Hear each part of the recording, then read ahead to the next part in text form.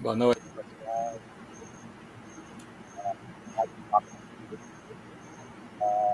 Ainda um pouco com a perda grande aqui para a gente, né, da cadeia da AECO e principalmente para os estudiosos e pesquisadores do BIM. Vou passar até a palavra para o professor Max, que teve até a oportunidade de conhecer, né, Max, o Chuck Eastman, para falar um pouco aí. Então, a gente não poderia começar esse papo BIM Day de hoje sem fazer referência àquela pessoa que é considerada como o pai do BIM. Principalmente por esse papo BIM Day, que o tema é interoperabilidade e fluxo de trabalho IFC, que é um dos temas centrais que o principal manual BIM que existe, que é o BIM Handbook, aborda em um dos seus capítulos. E aí, quando a gente pega o BIM Handbook e a gente vê a apresentação pelo Jerry Lazary, o que ele coloca é exatamente, ele começa mostrando um capítulo, ele começa mostrando um artigo que o professor Chuck Eastman publicou em 1975, que já fazia referência a um conceito que seria mais adiante consolidado com esse termo Building Information Modeling. Então, ele foi uma referência na área, ele produziu um conhecimento, não só com ele, mas formando uma série de alunos que hoje estão em grandes universidades e que são referências na área. Enfim, ele foi um nome que a gente não poderia deixar de lembrar quando a gente está falando de BIM, especialmente falando de interoperabilidade, que é um dos temas que ele sempre colocou como algo extremamente importante para a consolidação do BIM. É isso, Max. E aproveitando, né, que a gente está com esse tema aí falando sobre IFC e interoperabilidade, passar uma transcrição aqui do livro do manual do BIM, ou BIM Handbook, onde ele coloca que nenhuma aplicação pode suportar sozinha todas as tarefas associadas ao projeto e à produção de uma construção. A interoperabilidade representa a necessidade de passar dados entre aplicações, permitindo que múltiplos tipos de especialistas e aplicações contribuam para o trabalho em questão. Dando ênfase à questão do IFC, da importância do IFC, do que a gente vai tratar hoje, né? Ele coloca aqui que formatos 3D baseados em objetos são especialmente importantes para os usos BIM e foram agrupados de acordo com seu campo de aplicação. Estes incluem formatos baseados no ISO-STEP e que inclui informações de formatos 3D juntamente com relações de conectividade e atributos, dos quais o modelo de dados da construção IFC é o de maior importância. Então, pessoal,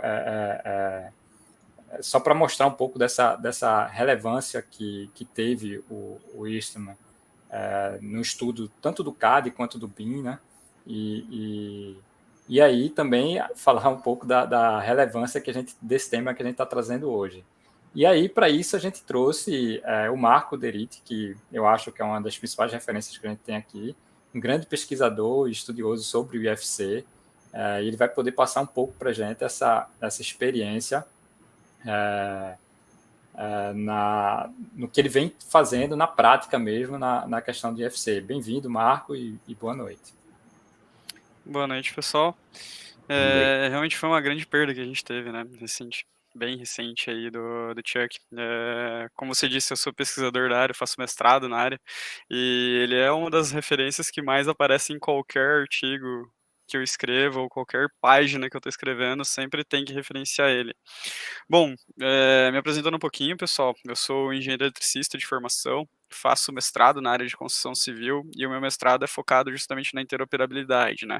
Eu trabalho mais com a sinergia entre essas metodologias do BIM com o Lean Information, trazendo a gestão enxuta da informação para dentro do nosso dia a dia e focado principalmente no fluxo de informações dentro de modelagens BIM e a exportação IFC, né? O quanto isso é importante aí para gente. Atualmente eu sou diretor sócio na BIM Brasil. A BIM Brasil é uma empresa sediada em Curitiba, mas a gente atende o Brasil inteiro aí, onde nós desenvolvemos todos os tipos de projetos de instalações e principalmente gestão e coordenação, né, disso tudo com base em fluxos OpenBIM, fluxos de FC. Então, entramos aí desde o começo da elaboração dos contratos até a gestão completa e o acompanhamento completo de todos os projetos para fazer com que tudo rode de maneira BIM, de verdade, né? E o trabalho com o fluxo CFC está no nosso dia a dia. Então, a BIM Brasil, ela estuda muito e desenvolve muito essas questões de fluxo de trabalho IFC. E aí o que eu vou trazer para vocês hoje, de uma maneira um pouco mais sintetizada, de uma maneira um pouco mais geral, eu vou trazer para vocês o que é exatamente FC e alguns pontos importantes com relação a essa interoperabilidade. Tipo, vou mostrar aqui um case que eu montei ali, uma caixinha de fósforo, que eu gosto de apresentar ela, mostrando o impacto que tem uma má interoperabilidade, né? Já existem estudos e artigos, etc., que mostram esses impactos negativos, mas às vezes só você lendo um artigo ou outro ainda não fica tão claro. Então eu trouxe um exemplo bem pequeno, mas só para vocês sentirem o quanto isso pode ser impactante em fluxos muito maiores, né? Eu vou apresentar minha tela aqui para vocês. Estou colocando aqui, só assim, antes de iniciar, acabei passando aí batido, agradecer, né, as demais ABINs, a BIM Espírito Santo, a BIM Rio de Janeiro e a BIM Paraná, que têm organizado o Papo BIM Day junto com a gente, e os nossos apoiadores, que é o Sinduscom Pernambuco, o Sebrae Pernambuco, a CEBIM, a Câmara Brasileira de BIM, e a UFPE através do Laboratório do Ambiente Construído, LAC. E é o nosso patrocinador, a Graphisoft, tá, que vem apoiando já desde bastante tempo as ações da BIMPE. Legal. Deixa eu aproveitar e agradecer o convite também. É uma imensa honra estar aqui apresentando aí para vocês. Então vamos lá, gente. Vamos falar desse carinha aqui da IFC. Bom, acho que antes de explicar 100% IFC, é bom vocês terem como base, assim, ter um entendimento total de que todo desenvolvimento parte ali da BioSmart, né? Então, todas as padronizações, certificações e os padrões para desenvolvimento são ali da BioSmart. Um órgão aí, uma instituição um tanto quanto antiga, começou lá atrás através de um consórcio aí de empresas, tinha outro nome na época, hoje é nomeada como BioSmart e ela tem como objetivo ali fazer toda essa contribuição para a eficácia da interligação aí de todos os atores e autores dentro da indústria da EC, né? E também é conhecida como a casa do OpenBIM. E o OpenBIM, acho que todo mundo já deve ter escutado falar, ou pelo menos já viu alguma coisa. Eu não diria que ele é um conceito diferente do BIM, na verdade ele é só uma afirmação do que BIM é, do que Chuck Eastman vinha falando lá atrás. Eu diria que é só mais uma explanação maior do que isso, né? Que é o design colaborativo. E sem colaboração não existe BIM. Sem comunicação não existe BIM. Então, o OpenBIM ele é mais para fortalecer esses itens, né? A gente tem algumas características principais aí, como a linguagem comum entre todos os participantes de um projeto, né? Isso, eu não diria que é eu não digo que é uma característica do OpenBIM, mas o OpenBIM ele traz isso com mais força para reforçar aquilo que sempre foi contextualizado em pesquisas e em estudos sobre BIM. E quando a gente fala em linguagem comum, é que realmente todos trabalhem na mesma língua. É como se a gente fosse trazer para o nosso dia a dia fora da indústria EC, é como se fosse o inglês, né? Todo mundo no mundo inteiro tem o inglês como a sua linguagem comum. Transparência dos dados durante todo o workflow do projeto, acho que isso é um dos pontos assim mais diferentes que existe entre um fluxo de processo tradicional e um fluxo de processos BIM, né? Porque a transparência dos dados é tão gritante que é só de ver os modelos, só de clicar nos modelos, você já identifica tudo que está acontecendo ali dentro, né? Permite essa competitividade entre vários softwares, por isso que a gente tem um monte de software BIM ali disponível para você selecionar qual você quer, quase que um cardápio, onde você seleciona qual software você quer comprar, adquirir e utilizar ali. E isso não é ruim, né? Isso é bacana, porque fomenta mais ainda esse padrão interoperável entre eles, que é o que a gente vai comentar aqui, que é o IFC. Os dados são consistentes, então não tem como você corromper os dados de um IFC. O arquivo IFC vai estar lá sempre original, né? Tipo, sempre lá na base dele, eles não vão sumir. Tipo, estão lá. Né? Tá ali, tem a consistência, ele faz parte de todo o ciclo de vida ali do empreendimento. Principalmente quando a gente trabalha nesse fluxo selecionando os GIDs, né, os globais Unique IDs, que são os identificadores, né, os identadores específicos de cada um dos elementos, fazendo com que aquele elemento seja próprio, seja um elemento único, consistente, e traga um histórico para a gente das suas modificações. E é algo que recentemente tem aparecido muito mais, com muita força, é a oferta de produtos online. Tipo, a gente tem visto aí um aumento de sites, de plataformas que oferecem aos usuários bibliotecas, né, para serem utilizadas. E isso também é uma característica que o OpenBIM fomenta com mais intensidade. OpenBIM não é só projeto, não é só software, mas ele também é empresas, né? Eu sempre trago isso. Tipo, uma empresa, ela também pode ser OpenBIM. A gente tem o conceito, sabemos que OpenBIM tem a ver com IFC, mas o que seria uma empresa OpenBIM ou necessariamente um projeto OpenBIM? Então, tanto projeto quanto empresas são que trabalham dentro desta metodologia de open, né, de aberto. Você não limita nem para a empresa e nem no projeto um software específico ou uma metodologia específica. Você pode utilizar diversas formas, diversos softwares diferentes ou diversos fluxos de trabalhos diferentes, mas dentro do BIM que vão se conversar da mesma forma, né? O final ali vai ser entregue da mesma forma. E toda a coordenação tanto pela empresa quanto no projeto, ela é baseada também em fluxos OpenBIM, em fluxos de trabalho com softwares OpenBIM e o fluxo com IFC. E como seria esse fluxo, basicamente, né? Então, aqui eu trouxe 4 imagenzinhas, 4 logos de 4 softwares diferentes, que são considerados softwares OpenBIM, e eles vão se comunicar através do quê? Através da IFC, né? E com o modelo federado através da IFC, a gente joga em um outro software de compatibilização, e aí a gente faz toda a compatibilização dos modelos. Então, resumidamente, bem resumido, isso seria um fluxo de análise. Então, aqui o engenheiro estrutural, através do CI Engineer, exporta a IFC dele, o Vector pode ser o projeto de paisagismo ou até mesmo de arquitetura, exporta seu modelo, o DDS-CAD exporta seus modelos MAP, o ArchiCAD exporta seus modelos arquitetônicos, tudo através do formato IFC, a gente federa aqui no Solibri e faz toda a checagem possível dentro do modelo, né? Mas IFC, o que é IFC, como que IFC é usado, quem que usa isso exatamente, né? Uma coisa interessante que eu descobri não faz tanto tempo, mas quando eu descobri, para mim foi até um blow mind, assim. Cada elo, cada cor do IFC, ela significa, tem um significado de uma palavra, né? Onde a gente tem o design, o procure, o assemble e o operate. E, resumidamente, IFC é basicamente isso, né? É uma descrição, um formato ali, uma descrição, onde vai ter descrito toda a parte de design, a procuração das informações, né, a estruturação das informações, esse seu agrupamento e toda a característica de operação disso. Então, tudo que foi modelado, juntado, configurado e etc., vai estar descrito dentro de um padrão IFC. Mas o que é o IFC? IFC é acrônimo para Industrial Foundation Classes, que é uma descrição, nada mais é do que uma descrição digital padronizada de tudo aquilo que você está construindo digitalmente.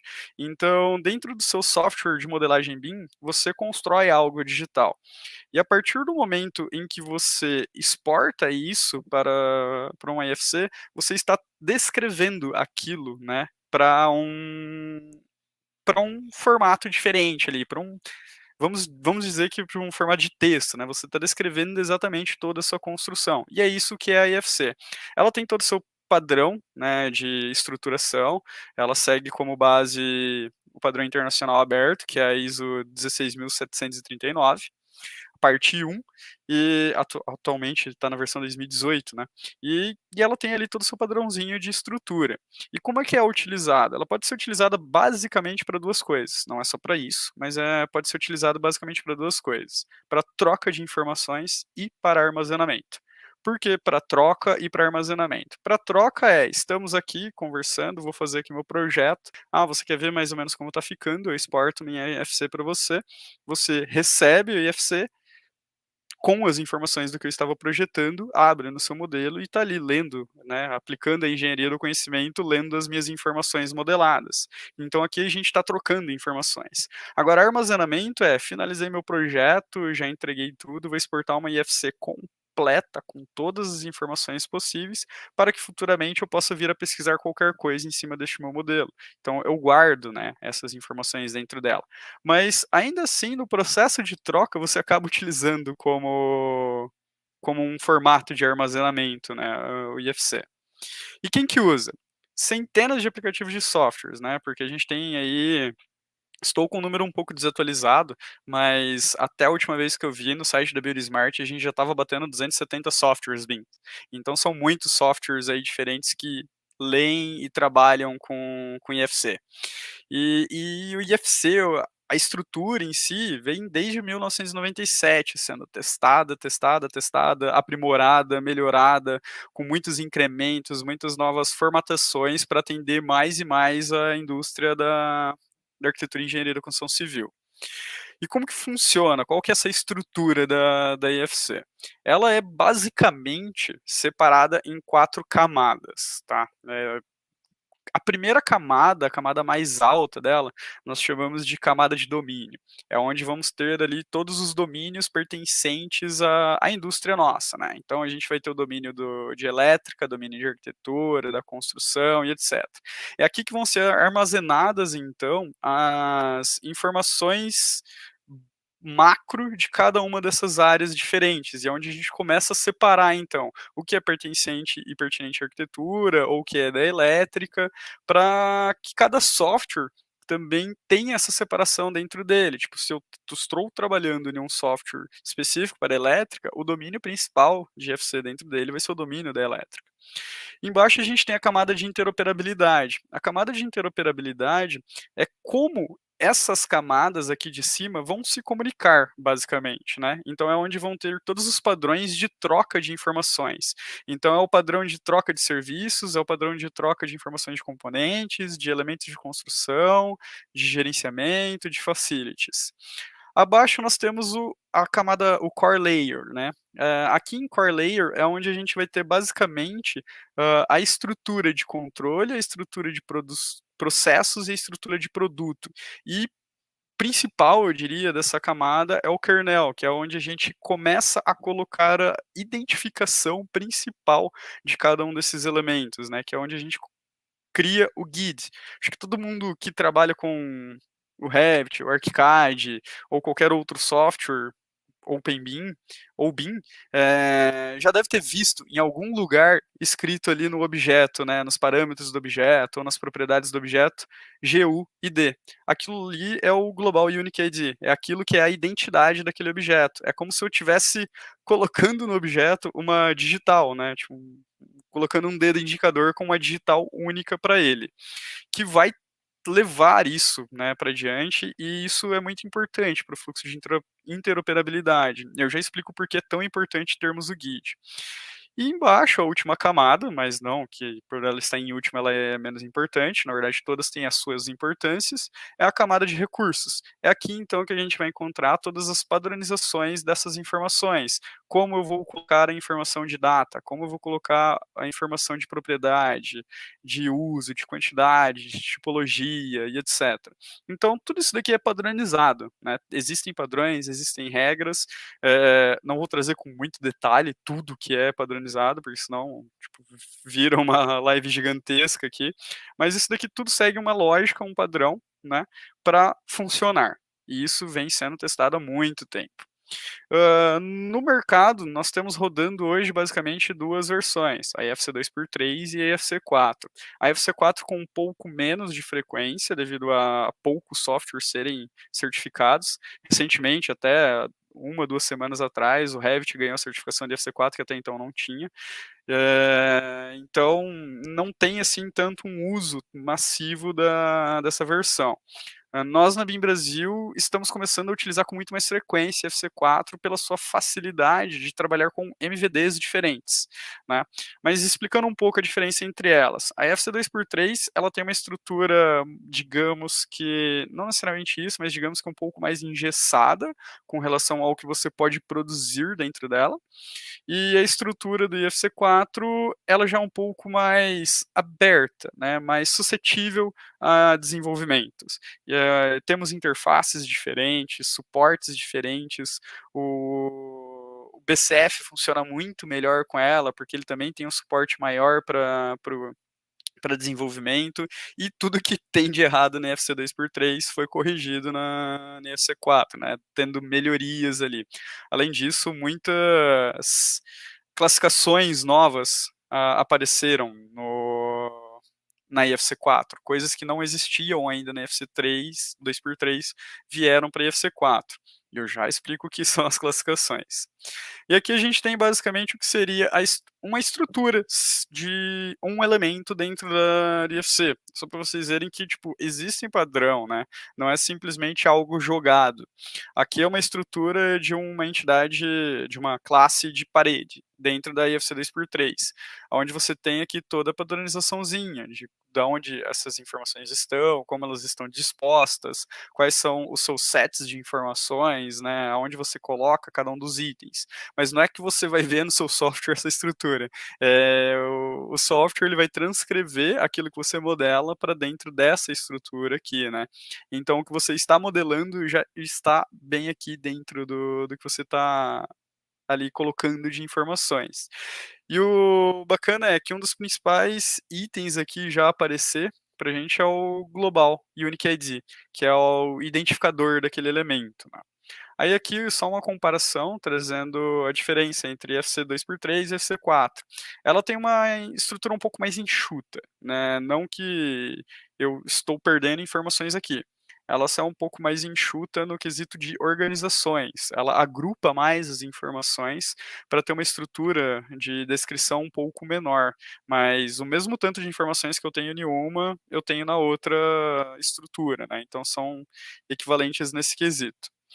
E com relação ao Unique ID, o Global ID aqui, ou GUID, o porquê que ele é tão importante? Um exemplo bem básico. Você fez ali a sua modelagem. Vamos pegar um exemplo super básico de uma parede. Você modelou uma parede em modo de concepção, é um estudo. Você não colocou qual é o material, você só colocou ali a espessura que você acha que vai ser real ainda, porque você não pensou em todas as camadas possíveis dos acabamentos, mas você sabe que no fim ali vai ser uma alvenaria de 14. Ok.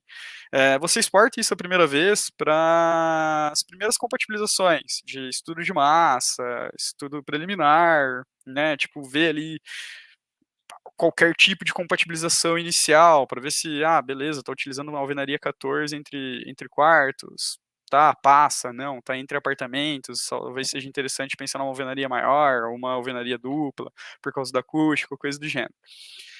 Passou dessa fase, você vai alterar o material dessa parede. Então, ela deixa de ser um material genérico e passa a ser uma composição de materiais. Você não exclui ela, você só atualiza.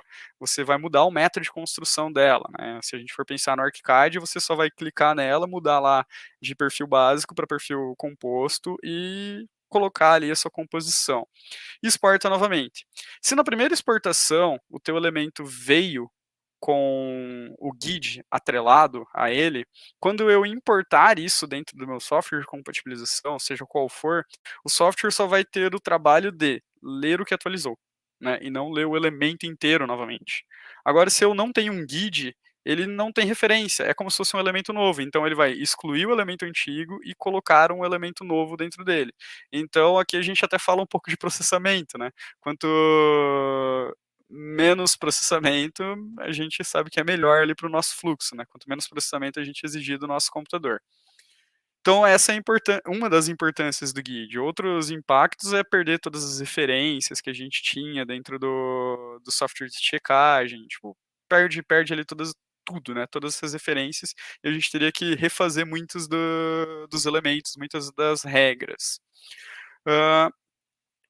E bom, a parte teórica que eu queria trazer para vocês era basicamente isso.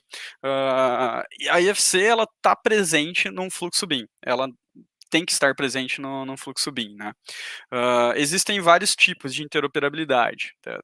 Tem gente que fala que a interoperabilidade proprietária é muito mais efetiva, coisas do gênero. De fato, se a gente for pensar em interoperabilidade proprietária, é obrigação, né, ela ser mais efetiva. Ela não pode não funcionar. Só que a gente trabalha em BIM, e BIM não é proprietário, não deve ser proprietário. Então, a interoperabilidade aberta é o que deve existir no nosso fluxo. E é assim que eu trabalho, é assim que os meus parceiros trabalham, porque a gente coloca esse fluxo aberto, né? É assim que a BIM Brasil trabalha. Então, é o que a gente prega e leva para que sempre exista isso para o fluxo BIM de verdade, né? Levar o BIM de verdade para todos os lugares. Agora eu vou trazer para vocês um exemplo mais prático, né, de como funciona a interoperabilidade, como é que funciona e quais são os impactos que a gente tem disso. Eu tô com um modelinho aberto aqui no ArchiCAD. Só apresentando aqui, foi uma caixinha de fósforo, típico projeto de engenheiro, né? Nada muito arquitetônico aí. Eu fiz uma modelagem bem básica, tá, pessoal? Tipo, só para mostrar um elemento ali do impacto que isso tem para má interoperabilidade, a má exportação, um mau trabalho com as informações. Para quem usa o ArchiCAD, sabe que o ArchiCAD ele é uma ferramenta muito versátil no âmbito da modelagem. Você pode utilizar qualquer uma dessas ferramentas aqui para modelar qualquer coisa. Eu não sou limitado em utilizar parede para modelar parede. Eu posso utilizar parede para modelar qualquer coisa. Recentemente eu até fiz um projetinho para uma estante nova aqui em casa, para os meus livros. Eu utilizei laje e parede. Eu fiz o projeto modelei o projeto da minha cozinha, né, que a arquiteta fez pra gente. Eu simplesmente utilizei a ferramenta Viga para modelar todo o armário da cozinha. Então, eu não me limitei, né, aos nomes. Ela é literalmente muito versátil. Só que tem um detalhe muito importante quando você trabalha nesse fluxo assim mais aberto e mais livre. São as classificações. E isso é extremamente importante em qualquer software, não necessariamente só no ArchiCAD. Mas como o ArchiCAD tem essa maleabilidade, né, muito mais gritante do que outros, é muito mais presente isso dentro dele. E o que seriam as classificações? Todo elemento, quando você modela, ele logo aqui em cima, ou na sua propriedade, ele já traz uma classificação default do software, né? Então, selecionei uma parede aqui, e aqui ele está classificado como parede. Se a gente for nos gestores de classificação, no gestor de classificação do ArchiCAD, a gente vê aqui todas as classificações que existem dentro dele, né? Então, eu tenho a minha árvore de classificações aqui, suas ramificações e seus pontos finais. Então, quando eu falo que um elemento ele está classificado como cobertura, através do tradutor IFC, eu falo que aquele elemento será exportado como uma cobertura. Se ele está como laje, ele vai ser exportado como uma laje.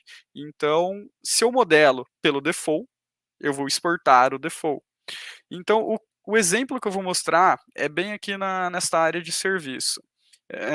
Essa bancada aqui, ela já está até classificada certo, né? Eu reclassifiquei ela, por exemplo, mas eu utilizei a ferramenta Laje para modelar ela. Então, se vocês olharem aqui, eu estou com a ferramenta Laje ativada, né? Então, dá para ver que é um elemento Laje. Se eu entro nas definições, eu tenho aqui todos os parâmetros analíticos de estruturais, eu tenho todas as configurações de laje, até o vegetal eu nem mudei, o vegetal ainda continua como laje. E exportei isso. Exportei isso o IFC sem classificar. Então, a primeira exportação foi sem a classificação correta, né? Foi como laje aqui em cima. Beleza. é um pedacinho pequenininho, parece algo até não muito significativo. Mas se eu for para outro software, aqui é um software de instalações, aqui eu estou trazendo para vocês o DDSCAD. Quando eu trago essa IFC para lá, aqui a gente está vendo na planta em 2D, até, até aqui tudo bem, parece que não tem tanta diferença. Estou vendo aqui o pedacinho, está aqui a laje, mas é justamente isso que está errado. Quando eu seleciono aquela minha bancadinha, que era para ser uma bancada, ele está reconhecendo como o quê? Como um chão, como um piso. E é aí que está o problema. Se eu for para o 3D agora, não se assustem com o 3D do DDSCAD, ele é realmente para engenharia mesmo. Dá para ver aqui em cima paredes voando, paredes tipo brotando aqui em cima. Deixa eu ir para um modo de visualização sólida aqui para ficar um pouco melhor à vista. O que aconteceu aqui? Por que tem essas paredes para cima dentro dessa área de serviço? É justamente a classificação. Ele entendeu que aquela lajezinha que foi modelada como bancada era, na verdade, o piso desta região, fazendo com que ele entendesse que ali, na verdade, o piso não está em 0, está em 90 centímetros, e o meu nessa região, a minha parede começa em 90 centímetros. Então foi o que aconteceu. Ele jogou todas essas paredes 90 centímetros para cima. Ao levar e colocar os meus pontos elétricos aqui, então essas minhas tomadas que estão aparecendo aqui, né, que eu estou passando meu cursor, elas estão referenciadas às alturas com o quê? Com essa bancada. Então a referência delas não é o piso do pavimento, está sendo o piso deste ambiente, que foi considerado o piso, a laje mais alta, que é a bancada.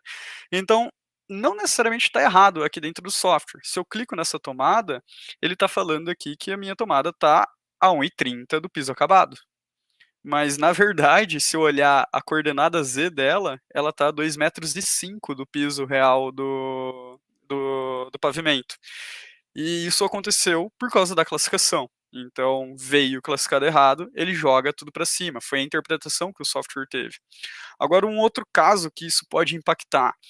Vamos supor que você está enviando o seu projeto para uma primeira análise, compatibilização da arquitetura, abri no Solibre, gerei regras de pé direito, para ver se estamos ali, vamos supor que o padrão da construtora seja 2,80 m de pé direito mínimo.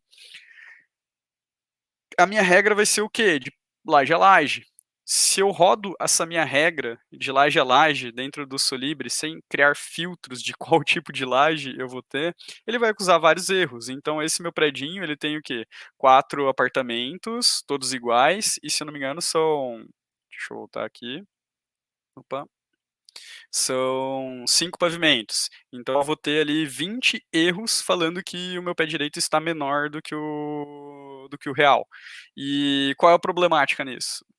Pô, eu vou ter que criar um filtro, vou ter que aumentar ali o meu tempo de elaboração de configuração da minha regra para ele não considerar esses elementos aqui. E ele só considerar realmente o que eu quero que ele considere, que seria piso, né? Tipo, só a laje de verdade. Agora, a partir do momento que eu classifico isso corretamente, para o software vai vir corretamente. Então, eu vou mudar o arquivo aqui.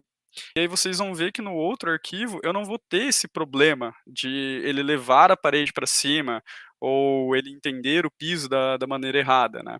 Justamente por causa da classificação. E isso é um exemplo pequeno, mas é um exemplo que acontece muito. E está presente o tempo todo em vários projetos, né? Justamente por falta, às vezes é falta de atenção, não é não conhecimento, é simplesmente esqueci de classificar, foi errado e está errado.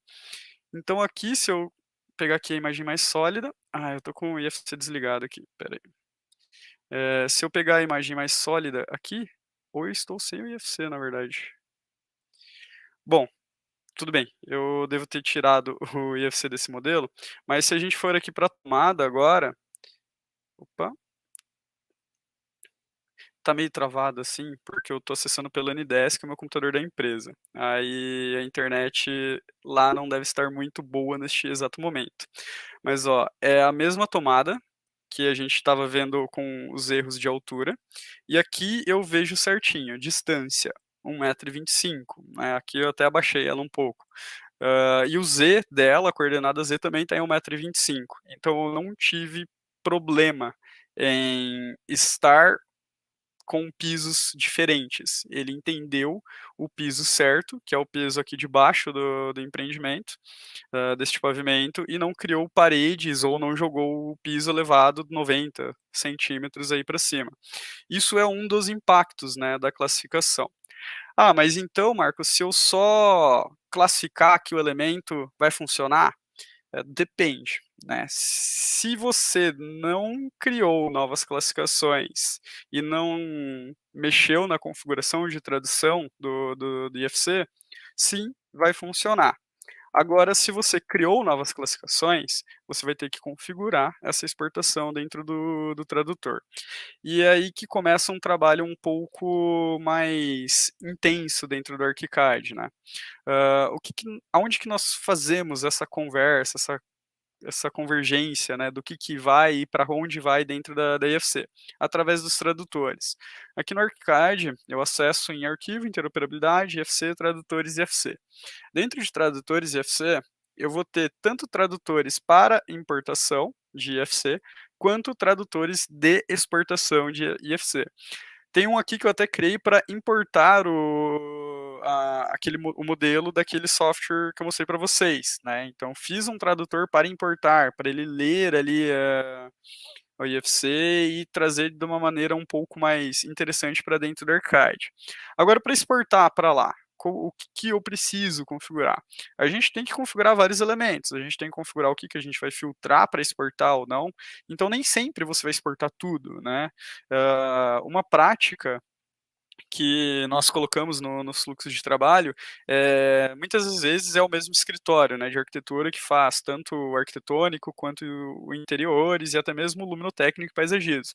Mas é melhor que os modelos, para um fluxo mais leve, né, de importação de modelos, de arquitetura e interiores seja separado. Então eu separo isso aonde na minha exportação? Através do filtro de modelo. Então, através do filtro de modelo, eu peço para ele não exportar furnitures, né? Então vou lá e procuro pela classificação aqui, que são essas classes de IFC, para ele não exportar furnitures, para ele não exportar talvez objects. Então existem aqui, é aqui que a gente faz esse filtro.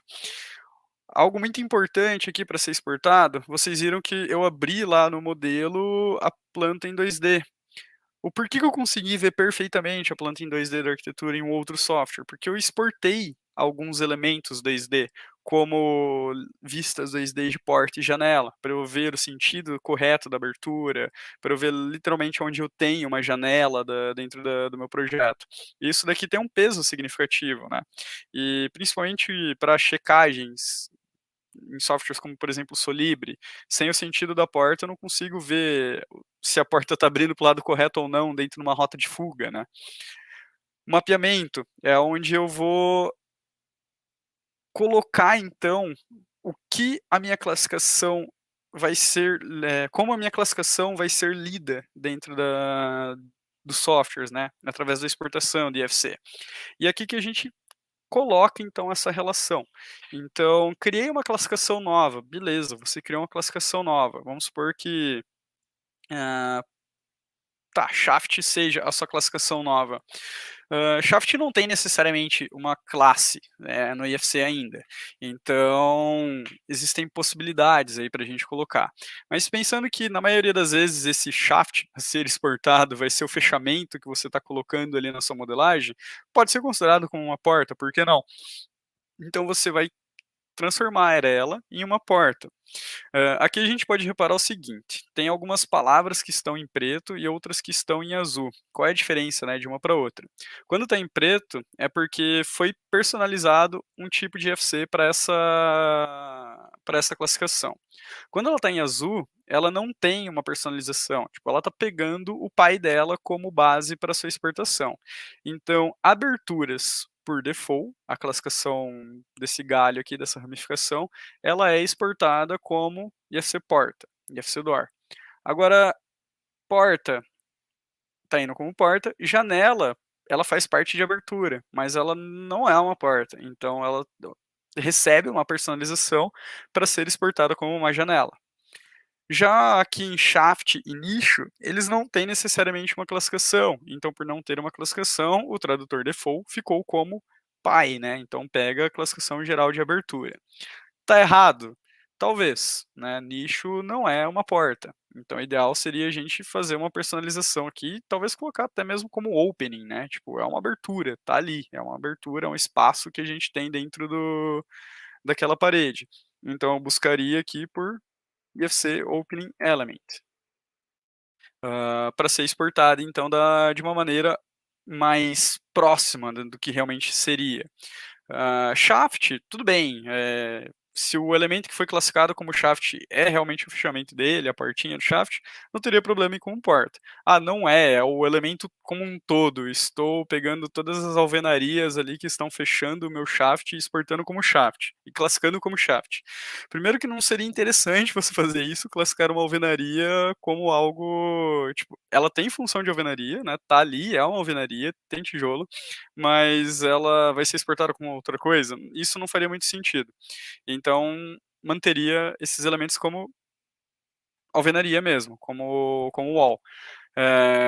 Mas vamos supor que possa, nesse caso. Aí você personalizaria e colocaria alguma outra classificação. Como não temos uma classificação específica de shaft, temos alguns, entre aspas, coringas aqui a serem utilizados. Um deles vai sumir agora na nova atualização da IFC, mas por enquanto ele ainda pode ser usado, que é o Build Element Proxy, né? A gente tem... Quais são os coringas que a gente tem hoje? Na dúvida coloca Object ou na dúvida coloca Build Element Proxy. Eles têm as suas diferenças, né? Object é temporário, Build Element Proxy é fixo ali dentro da obra. E aí você classificando da maneira correta, você vai configurar dentro do tradutor daí da maneira correta e vai fazer a exportação. Uma outra coisa muito importante na exportação é como você vai levar as informações, né? Óbvio que tudo é importante aqui dentro, mas acho que o principal, além das geometrias, são as informações. E aqui no mapeamento de propriedade, que a gente faz também a exportação das informações de uma maneira mais organizada, de uma maneira mais tangível, de uma maneira mais legível, né? De como a gente quer ler as informações. Então aqui até deixei um exemplo aqui de orçamento pronto para mostrar. O que eu fiz aqui nessa configuração? Deixa eu abrir primeiro uma padrão do ArchiCAD. Vou abrir aqui o esquema padrão de FC4. Dentro do mapeamento normal, default de propriedades que a gente tem de FC, existem muitas possibilidades de exportação. Então muitas informações a serem exportadas aqui e configuradas para serem exportadas. Temos, por exemplo, em FC Element, né, em Building Element, nós temos aqui presets de condição, de environment, de manufacture, de services, de garantia, e cada um dos outros elementos vai ter os seus presets ali específicos para aquilo. O que seria P7? P7 é basicamente um conjunto de informações, né, um conjunto de parâmetros a serem lidos ali, a serem transportados. Então, cada um desses presets aqui, cada uma desses elementos, dessas classes aqui, ou entidades, elas terão presets delas a serem exportadas. E isso pode ser um problema, dependendo do seu fluxo, porque aqui eu tenho muitas informações que, dependendo da minha finalidade ali, não vai fazer sentido para mim, né?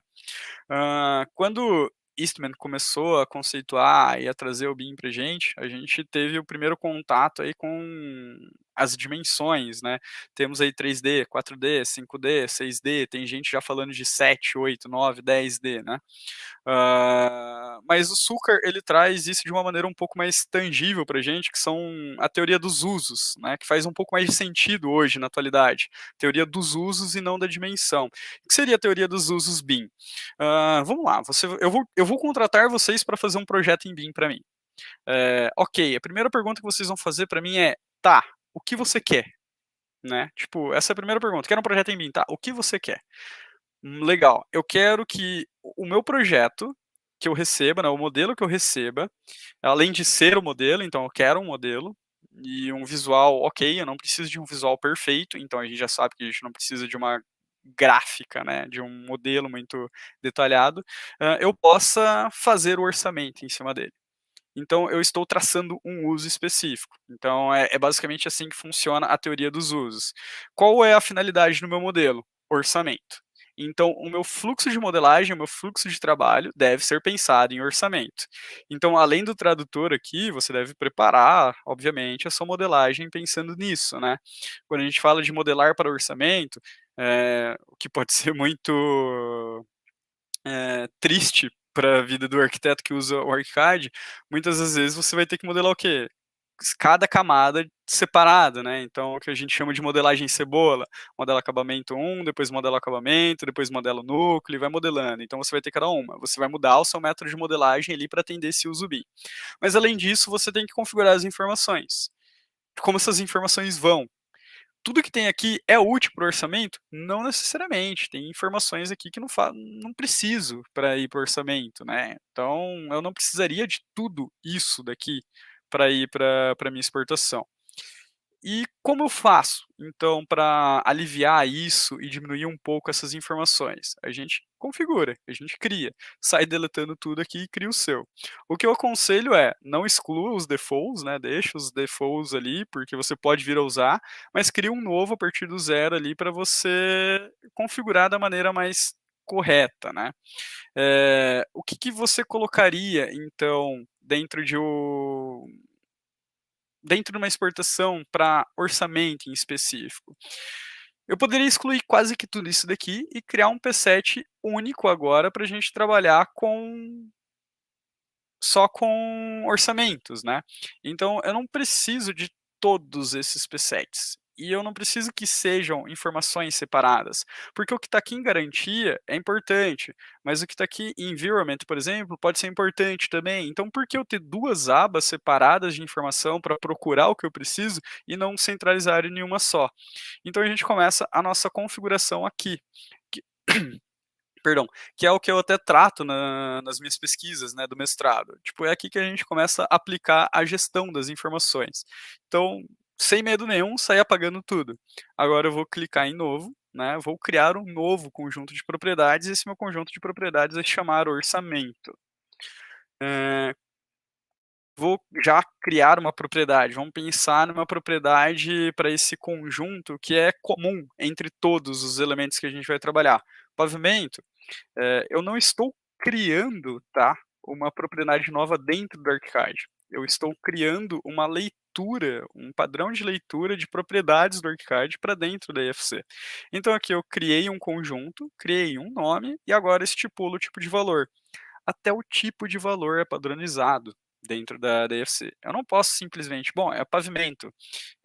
Se eu colocar pavimento como real, não vai estar certo, né? Porque dentro do software, pavimento não é um valor real. Ele é um valor de texto, ou um valor label, né? Que seria também, tipo, entre aspas, um coringa dos valores, né? De tradução IFC. Então, poderíamos colocar como um padrão, um tipo de valor de texto. Dou um OK, estou aqui com o meu sisteminha aqui pré-configurado. Então, resumidamente, estou exportando um conjunto de informações agora. Mas só desse jeito que eu criei, ele ainda não está inteligente, né? Ele está exportando um parâmetro vazio, ou seja, não vai ser lido. Eu preciso criar uma regra. E é aí que começa a conversão do que é do ArchiCAD para ir para o IFC. Então, eu vou criar uma regra, e dentro dessa regra eu vou adicionar um conteúdo. Então, no ArchiCAD, eu vou procurar por piso de origem. Então, seleciono ali piso e vou procurar aqui embaixo. Cadê? Em algum lugar vai estar aqui. Aqui, cadê? Geral. Deixa eu filtrar um pouco melhor, né? Então, ó, isso daqui é bem importante. Vocês podem ver que tipo, tem muitas possibilidades, né? Eu tenho nome de piso de origem para cada um dos elementos, para cada um. Mas qual que eu vou selecionar? o ideal é você tentar procurar um mais geral, né? Tipo, o que tem um símbolo de generalidade, que seria o da setinha. Aqui eu não estou achando, aqui. Então, se eu seleciono aqui o da setinha, eu estou garantindo que a exportação, né? Aqui está o número, mas tudo bem, é que a exportação ela vá para todos, não seja específico de uma ferramenta em específica em si. Cada ferramenta tem esse mesmo parâmetro, mas eu não quero que seja específico, porque eu estou criando uma geral aqui. Então, vou selecionar essa que tem a setinha do mouse, porque ela é geral. E aí, eu criei minha primeira regra. Pronto. Quando eu for exportar isso para FC, eu vou exportar entre todos os elementos ali um P7 com essa informação em comum. E eu vou fazer isso daí também para mais outras, vou criar mais outras propriedades, né, para exportação dentro desse parâmetro. Posso criar específicas para dentro dos elementos, então posso criar uma propriedade específica de IFC bin, né, de viga, para ir para dentro desse P7 orçamento. Então, vou colocar aqui viga, né, só um exemplo básico que veio na minha cabeça. Ou melhor, vamos pensar que é metálica, uma viga metálica, vou colocar aqui a massa. Eu preciso da massa. Qual é o tipo de valor? Nenhum desses daqui. Então, vem mais tipos. Eu vou procurar por qual? Mass Measure. Então, vou procurar por um tipo de valor que seria a medição de massa. E que quilo é uma massa. Então, eu não posso colocar como qualquer outra coisa. Tem o valor seu específico para os softwares entenderem que aquilo que você colocou é a massa do objeto. Vou dar um OK, e aí eu vou criar a regra e procurar pela massa da elemento para ficar vinculado aqui. E a gente faz isso para o que a gente está criando, desenvolvendo, e para ter um fluxo mais enxuto e um fluxo mais preciso. E isso tem tudo a ver com interoperabilidade, né? Se você exporta muita coisa desnecessária, você gera trabalho para busca das informações, você gera muito tempo para a organização dessas informações. Puxa, se o cara usa lá um software X para fazer o extrativo de lista de material, aí ele precisa pegar o nome vai estar num P7, a dimensão vai estar num outro P7, a marca vai estar num outro P7. Então, na regra dele, ele vai ter que ficar buscando todos os P7s, sendo que aqui a gente está organizando tudo num item só e está garantindo que ele só tem um caminho para buscar a informação. Né? Não corre o risco dele buscar a informação num lugar errado. E isso tudo vai para IFC, né? De maneira comum. Ô, Marco, aproveitando para fazer uma pergunta. Esses tradutores, eles aí, por exemplo, estão classificados por software. Tipo, já vem os padrões específicos para cada software. Por norma, hoje, a gente não teria como fazer isso em critério de importação e exportação de acordo com as disciplinas? Vamos supor, faria a mesma nomenclatura para exportação, tanto para um EBERIC quanto para um TQS.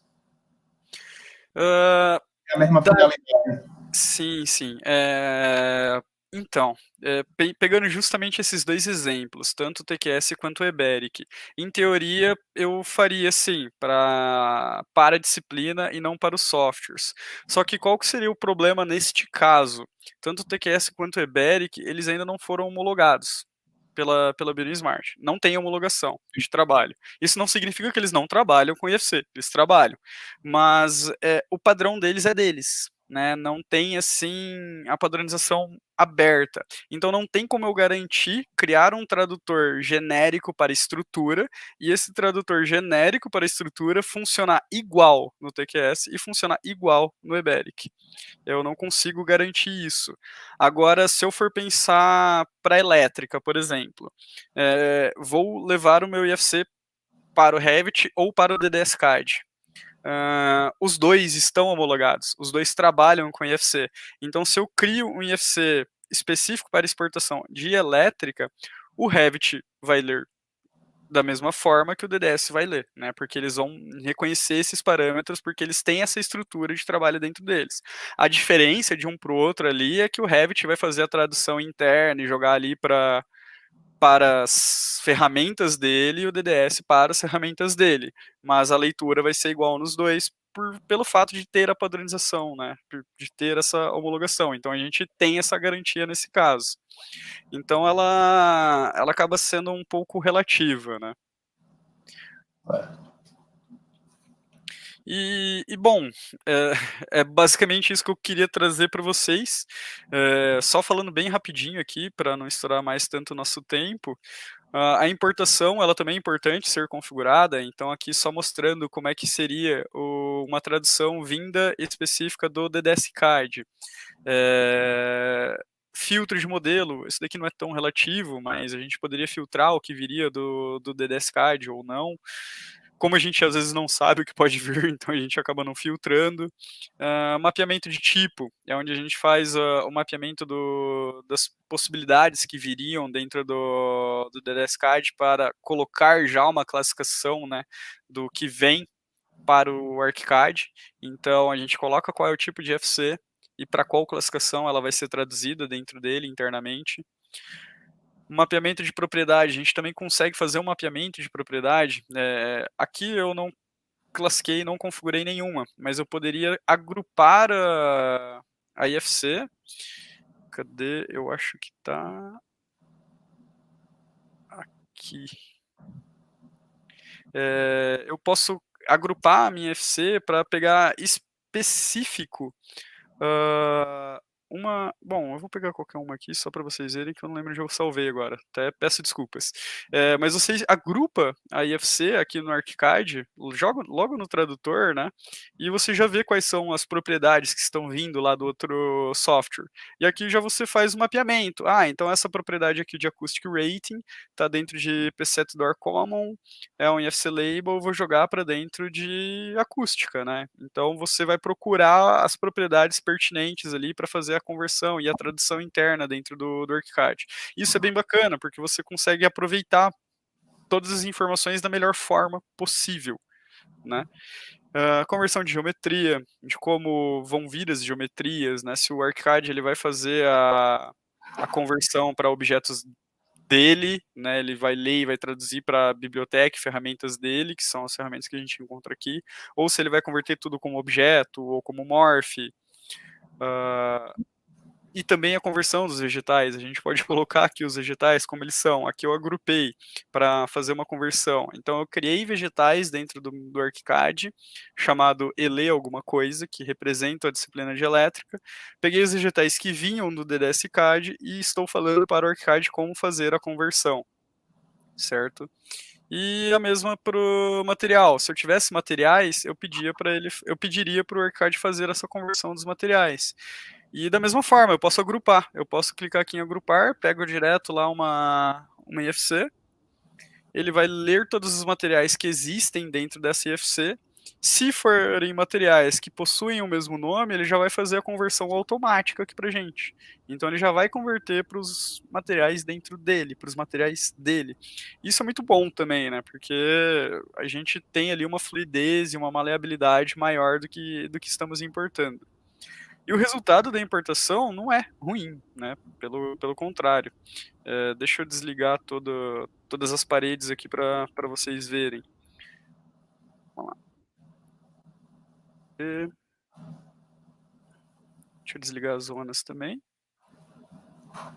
Então aqui, do jeito que está modelado lá no DDS-CAD, vem certinho, com as informações que eu pedi para o DDS-CAD exportar para dentro para a IFC, o ArchiCAD ele vai ler da mesma forma, né?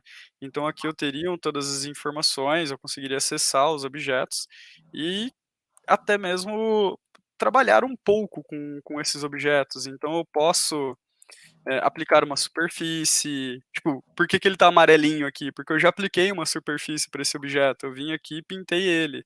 Então, eu coloquei uma pinturinha amarela ali dentro dele para ele ficar bonitinho, né? Então, eu coloquei ali apliquei uma superfície. Estou aproveitando essa modelagem para poder talvez exportar para um BIMX ou fazer uma documentação. Então, a gente consegue fazer essas edições dentro dele, porque ele converte para elementos aqui dentro, né? O que é muito, muito bacana. por exemplo, as tomadinhas aqui, ele já converteu para elemento map, né? Que são os elementos dentro do próprio ArchiCAD. Então, pela conversão, pela tradução ter sido boa, a gente leva aí tudo. De todas as informações possíveis, né? Aproveitando aqui, tem uma pergunta do professor Adriano aí, querendo saber da qualidade dos clashes com esses elementos importados. Seria no âmbito, talvez, de, tipo, se o ArchiCAD vai fazer um clash com isso? Bom, se eu entendi bem a pergunta, vamos lá. Eu estou importando, por exemplo, a elétrica. Eu vou garantir que o meu quadro vai recortar a alvenaria, ou eu vou garantir que a minha tomadinha vai cortar esses elementos e não vai ter sobreposição de material e etc. Você garante se os seus materiais dentro do ArchiCAD estiverem configurados certos, né, com as prioridades de material corretas, etc. Então, se na hora de você importar a conversão dos materiais estiverem certinhas lá, tipo, é PVC, o PVC ele tem a prioridade maior do que o tijolo, então ele vai fazer o recorte dentro da minha parede do elemento. É tranquilo, funciona. Agora, se o Clash for rodar a ferramenta de clashes do ArchiCAD, também é tranquilo. Você vai selecionar qual é o tipo de elemento do ArchiCAD que você quer para o tipo de elemento IFC que você quer que ele rode o Clash. Então, isso também vai trabalhar. Tem como você selecionar os elementos, né?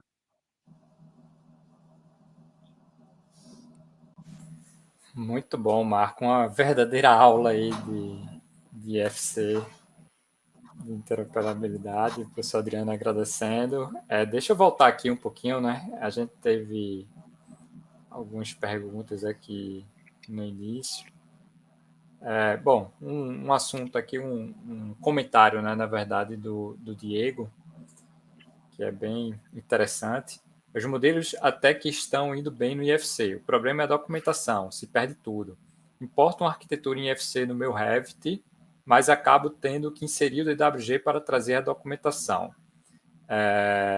Antes de passar para o Marco, assim, eu até acho que essa questão de você inserir o DWG, eu acho que isso sim pode sim fazer parte do processo. Se você quer fazer uma documentação e você quer deixar a documentação com uma qualidade melhor de apresentação, eu acho que pode ser. Agora, eu queria a opinião aí do Marco para ver o que ele diz sobre isso. Eu concordo e também discordo, digamos assim. Tipo, é bem relativo. Eu vou voltar até a compartilhar a minha tela aqui para mostrar, tipo, ali no DDSCAD, nesse caso, né?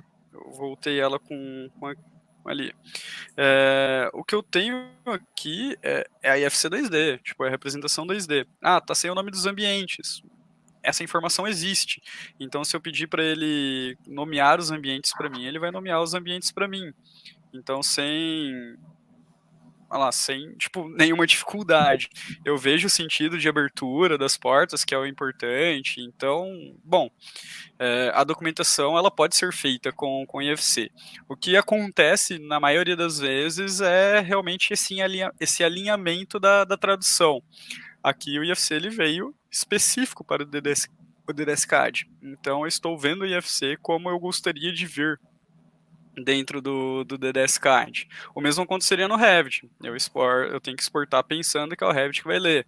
Então existem alguns até conselhos. Trabalha com FC4 para exportar para o Revit. Tenta trabalhar com a geometria BRAP para ele não ficar triangulando as lajes. Exporta da vista 2D para você garantir que a abertura das portas, né, vá para o 2D quando você abrir a IFC dentro do Revit. Mas é questões de realmente exportação. Mas eu acho assim que são duas coisas, né? Tem a questão que ele coloca aí de perder a documentação, realmente isso o IFC não leva, né? A parte de documentação. E tem essa questão da qualidade da representação, né? Que aí fica, às vezes, você leva uma peça sanitária, por exemplo, aí quando é circular, fica aqueles triângulos, né, nas faces. A parede, às vezes, o encontro de paredes não fica bem acabado. Aí isso, assim, uma das soluções seria realmente utilizar o DWG e ocultar o IFC em planta. para a documentação. Mas aí tem que ver qual é o objetivo do uso do modelo. Opa. Pode falar, professor.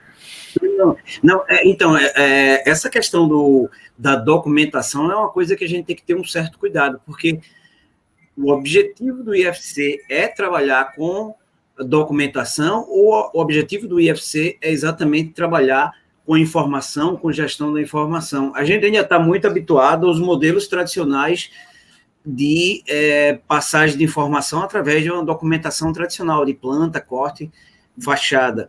Mas se a gente começa a trabalhar com a informação, com o modelo BIM, a informação vai estar pendurada ali dentro do modelo. Se você tem um IFC com qualidade muito boa e você vai usar um visualizador de IFC, você vai extrair as informações ali dentro daquele IFC. Não tem para que estar utilizando um processo tradicional de representação, até porque o IFC, ele não é o objetivo do IFC levar a informação de documentação. Você vai ver que muitos softwares, na hora que você vê o tradutor do IFC, ele não leva alguns tipos de informação.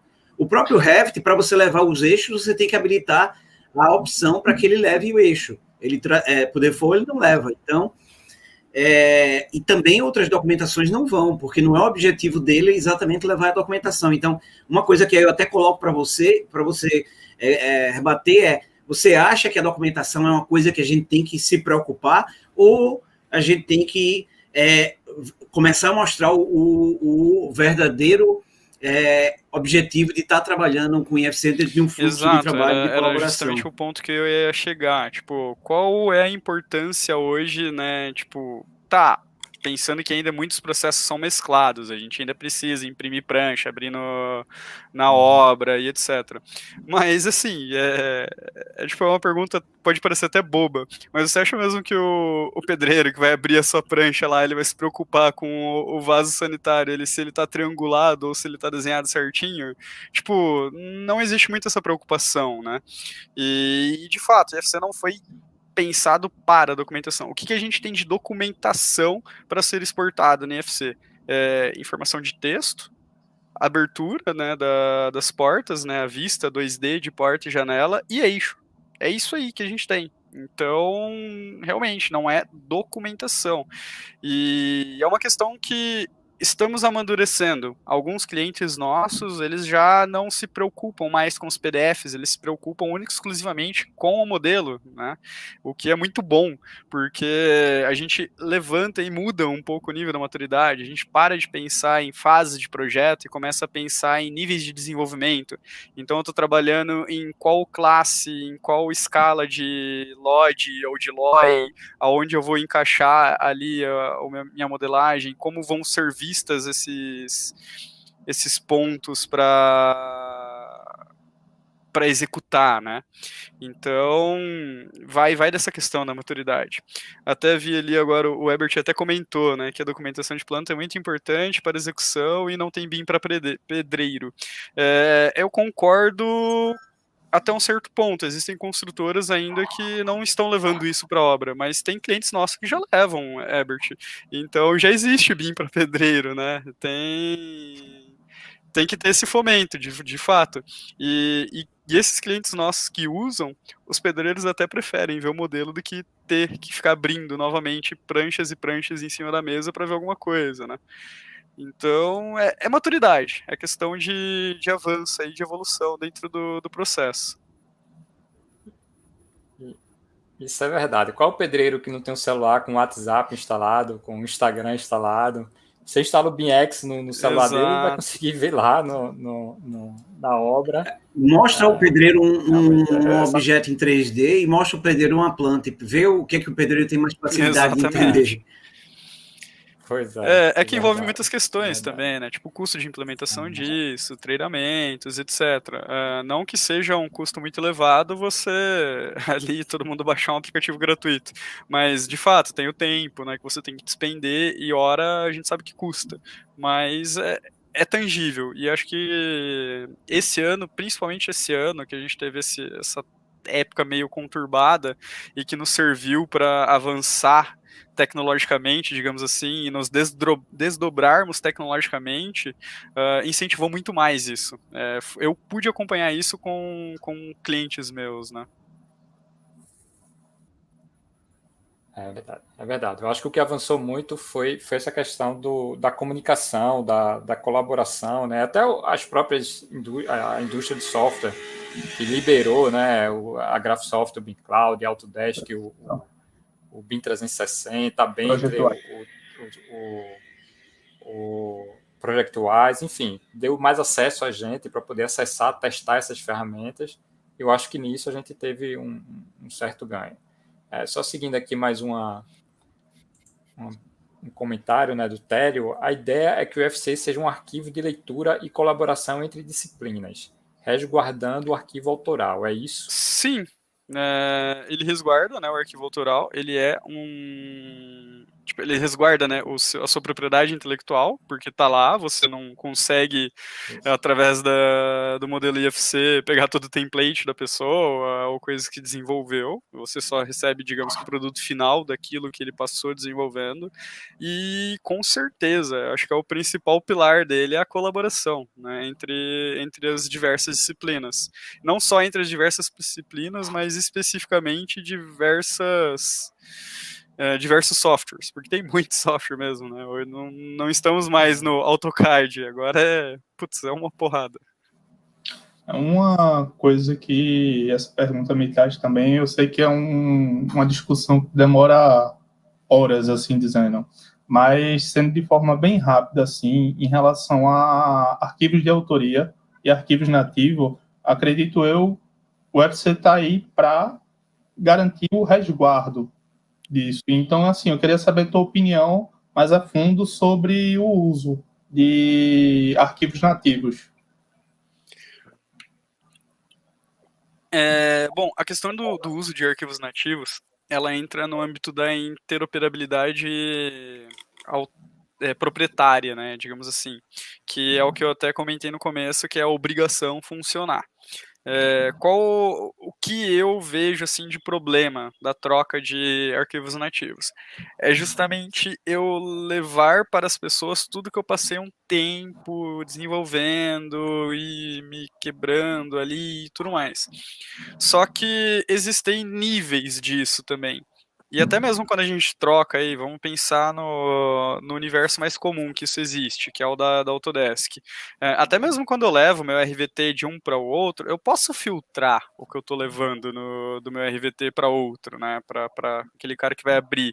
Então eu faço ali, dou um conhecido purge, né? Tipo, dou um purge em tudo que eu tenho lá, elimino alguns itens, simplifico alguma coisa e envio. Tipo, existe essas possibilidades também de filtrar um pouco o que você está enviando. Mas de qualquer forma, uma certa propriedade sua você está colocando lá uma configuração de planta, uma configuração de parâmetros, isso acaba indo mesmo. É um pouco difícil falar se é 100% certo, se é 100% errado. Eu acho que vai muito de contrato e acordos, né? Então, nós temos clientes no qual eles pedem que a gente envie os nossos arquivos nativos. Não temos problema em enviar para eles esses arquivos nativos porque temos um contrato de resguardo disso. Então, tudo bem. Não estou colocando minha propriedade intelectual na mão de qualquer um.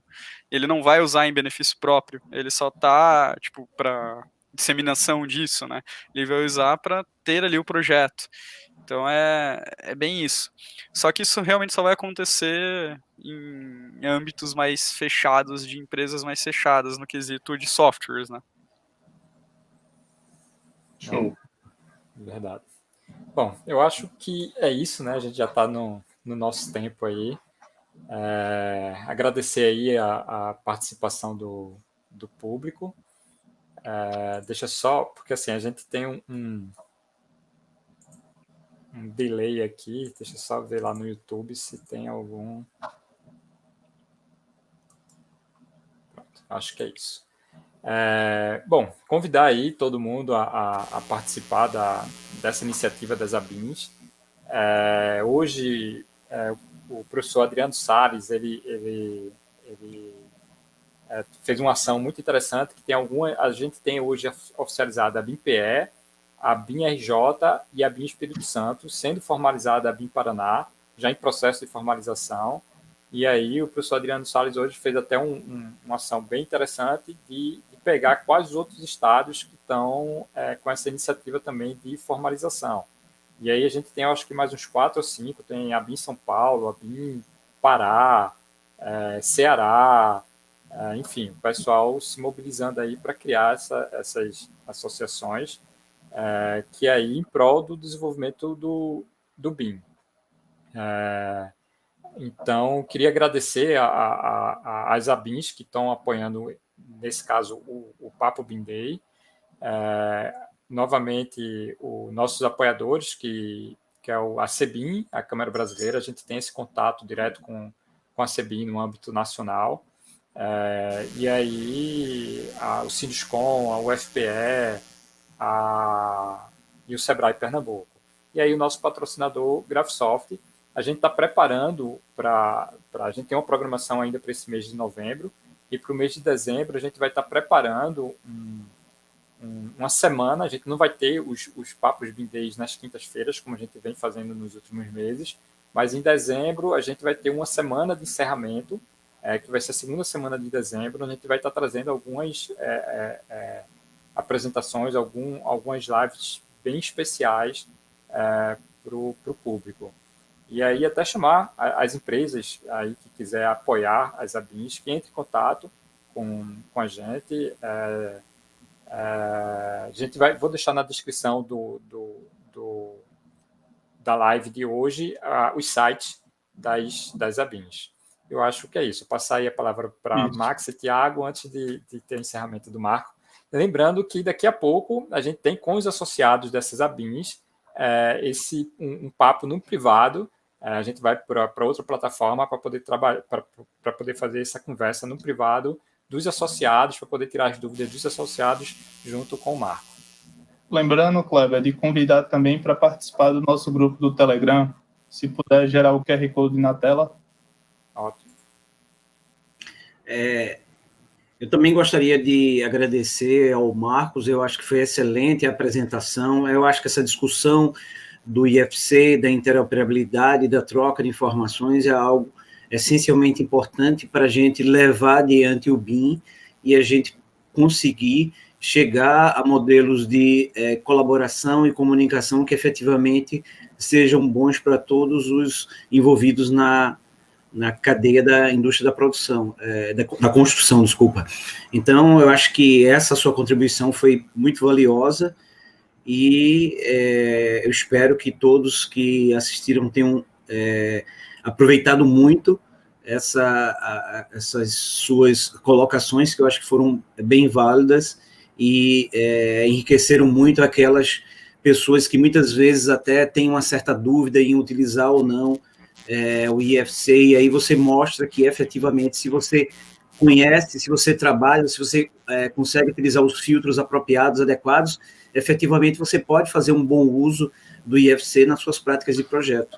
Eu faço minhas as palavras do professor Max. Eu acho que hoje o principal ganho é a gente entender a importância de manusear bem um IFC, porque eu acredito que isso é uma coisa que uma pessoa que trabalha com BIM não pode deixar de saber, mas um projetista, qualquer um, acho que tem que ter domínio como gerar, exportar, importar modelos IFC. Então, assim, eu só tenho a agradecer ao Marcos pela aula de hoje. Foi sensacional a aula de hoje, Marcos. E é isso. Convidar todo mundo a participar, acompanhar as ABINs e as programações que vêm por aí. Pois E passando a palavra para o encerramento do Marco, né? Só assim, o quanto isso é importante, né? Essa semana a gente recebeu, alguns devem ter visto, uma divulgação de uma espécie de uma contratação do Banco do Brasil, que falava lá de contratação de modelos BIM no título. Só que o que eles queriam era RVT, DWG e PDF. Então isso eu acho que está um pouquinho distante do que a gente viu hoje, né? Está bem distante, na verdade, do que a gente viu hoje. Então fica isso aí também, esse alerta da importância de se estudar a interoperabilidade, IFC, para a gente realmente se aprofundar no BIM como processo, como todo.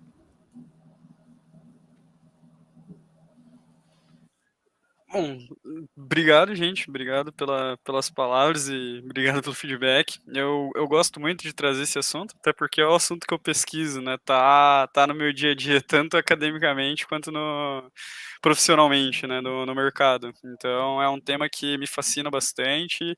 Existe muito ainda para eu aprender, né?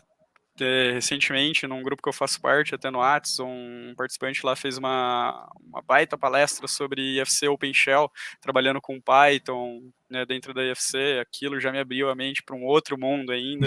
Então ainda tem chão para aprender bastante coisa, com certeza. Agradeço imensamente o convite, foi um prazer trazer aqui esse assunto e conversar com vocês.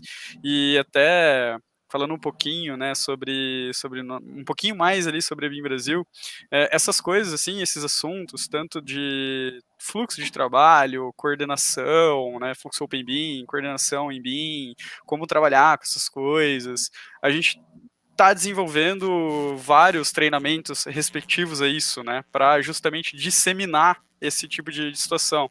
Não é nem tipo, vende treinamento para ganhar dinheiro, é literalmente a gente está fazendo isso para fomentar mais.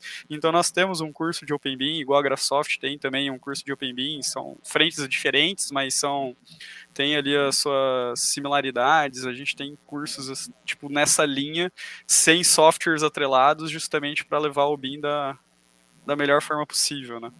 E aí os contatos, acho que vai ficar, né, na descrição da live.